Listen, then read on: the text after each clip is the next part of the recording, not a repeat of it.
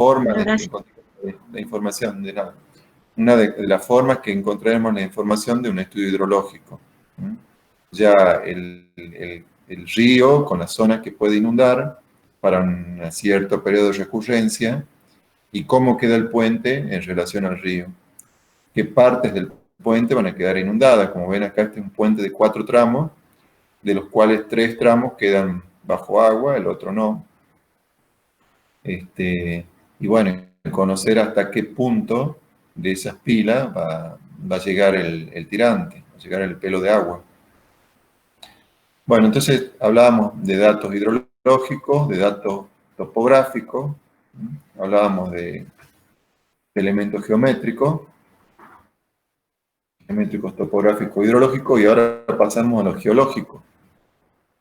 En la elaboración del proyecto exige un estudio más detallado, complementario del correspondiente a la carretera, con sondeos geofísicos y la perforación de pozos en el probable emplazamiento del puente, y extracción de muestras para clasificación de los suelos y conocer su comportamiento. ¿Qué quiere decir esto? Que cuando estamos haciendo el estudio del camino, probablemente ya tenemos información geológica, geotécnica, de cómo es el camino, qué tipo de suelos vamos atravesando, pero tenemos información con una cierta densidad que hay que mejorar en la zona del puente. Habrá que hacer, por ejemplo, si en el camino tenemos una ocultación, un pozo, para ver cómo es el perfil, un pozo cada 500 metros o cada 1 kilómetro, en la zona del puente tendremos que densificar y, por ejemplo, por lo menos tener un pozo en cada margen de la posible ubicación del puente, y si el cauce es importante, deberíamos tener algunos pozos dentro del cauce. Acá estamos viendo algún dispositivo de extracción de testigos, de inspección para realizar un pozo, para ver cómo es el subsuelo. Porque piensen que si nosotros estamos en un puente como este, queremos saber no solo cómo es el subsuelo, qué tensión admisible tiene el suelo, qué tipo de suelo vamos a atravesar, sino también si hay fallas, si hay posibles planos de deslizamiento, que puedan, si bien podemos estar en un suelo de una buena tensión admisible, la compresión, pero capaz que tenemos una falla inclinada que hace que este puente, al cabo de unos años, termine en la parte inferior de la ladera. Entonces, para eso es que se hacen estos estudios geológicos que me brindarán información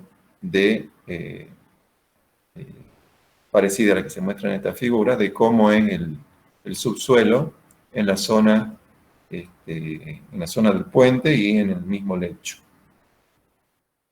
Necesitamos entonces densificar la información que puede que ya se tenga del camino. Qué tipo de material tenemos, y además, por ejemplo, si ustedes tienen que hacer pilotes, tienen que saber hasta qué profundidad van a llegar con los pilotes, y eso va a salir de este tipo de estudios, de los estudios geológicos y geotécnicos. Van a tener que saber, si quieren hacer, eso va a definir si van a hacer una fundación superficial, una fundación profunda. Eso están estudiando ustedes en este cuatrimestre en cimentación. Bueno, y ahí van a ver con más detalle el tipo de estudios que se hacen, y eso nos lleva a definir el tipo de fundación. Y como les digo, no solo queremos saber el tipo de fundación, sino además estar seguros que no tengamos problemas de deslizamiento en la zona del puente. Bien, eso en cuanto a los estudios, y después tenemos que ver en función del país en el que estamos, cuáles son los elementos normativos, para ver cuáles son las bases comunes para el trabajo, y ver cuáles son los valores mínimos para la seguridad, y los métodos de cálculo y dimensionado admitidos. Cuando hablamos de puente, muchas veces hay referencia a las bases para el cálculo del puente de hormigón armado de la Dirección Nacional de Vialidad. Este es un viejo reglamento del año 1952 que aún se sigue usando, eh, que es bastante reducido y trata los aspectos generales para la construcción del puente, y recién ahora está por entrar en uso, se está aprobando en estos momentos el CIRSOC 801, que es sobre puente. Acá se muestra la portada del reglamento y de los comentarios al reglamento argentino para el diseño de puentes carreteros. Este reglamento está basado en normas norteamericanas. Es prácticamente una traducción de normas norteamericanas, pero tiene algunas mezclas en la parte de carga, tiene algunas mezclas con lo que se venía usando aquí. El reglamento anterior, que es como les digo, también en algo se usa todavía, que es el de la DNB, está basado en normas alemanas. Mientras que el reglamento actual está basado en normas americanas.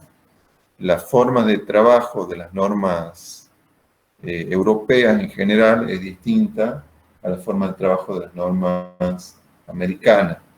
Los europeos trabajan más con rigor analítico, científico, analítico, y los americanos trabajan más con métodos estadísticos, científicos estadísticos. Por ejemplo, en lo que es hormigón armado, hormigón pretensado, se basan mucho en hacer ensayos experimentales para resolver algún problema específico, los norteamericanos, y sacan una fórmula con los coeficientes experimentales.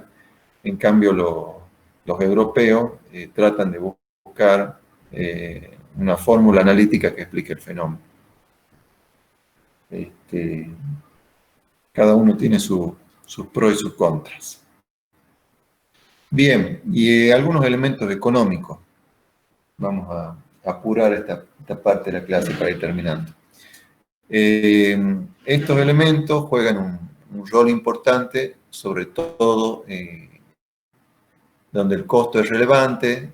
Y bueno, el texto que dice acá es darle la máxima importancia prácticamente a la parte económica, cosa que, como yo les decía, en otros países, en países más avanzados, no es.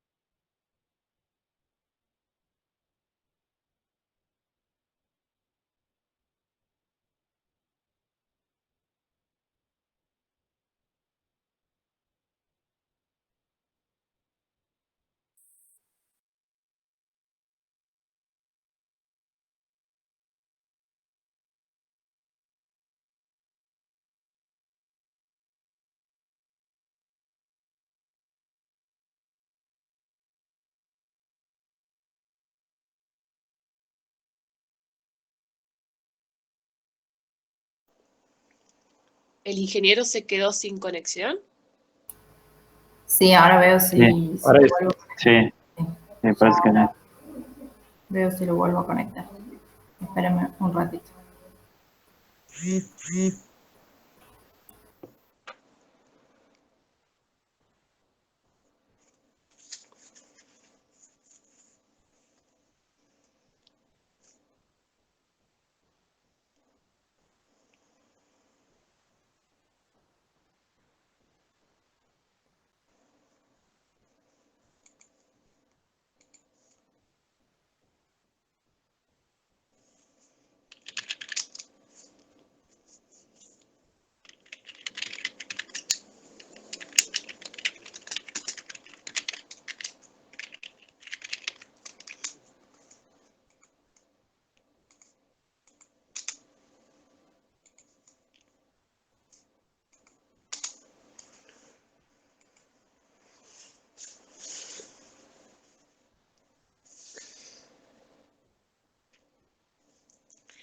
Ingeniero, una pregunta.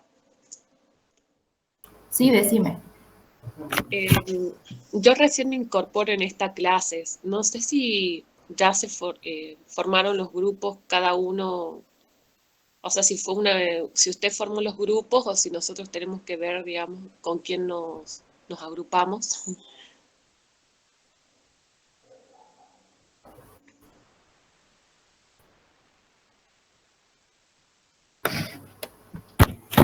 Ingeniero.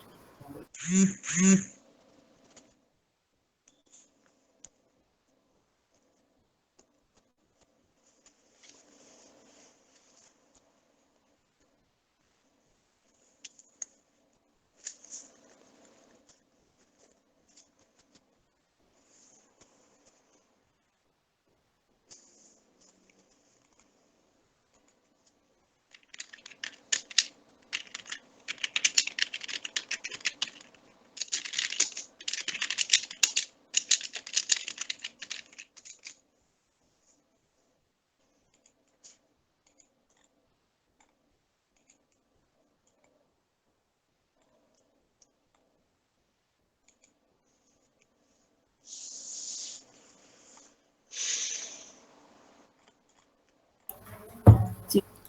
Me dice el ingeniero que tiene un problema de conexión, que vamos a cortar acá y ya dentro de 10:30 ya retomamos con lo que queda de la clase práctica.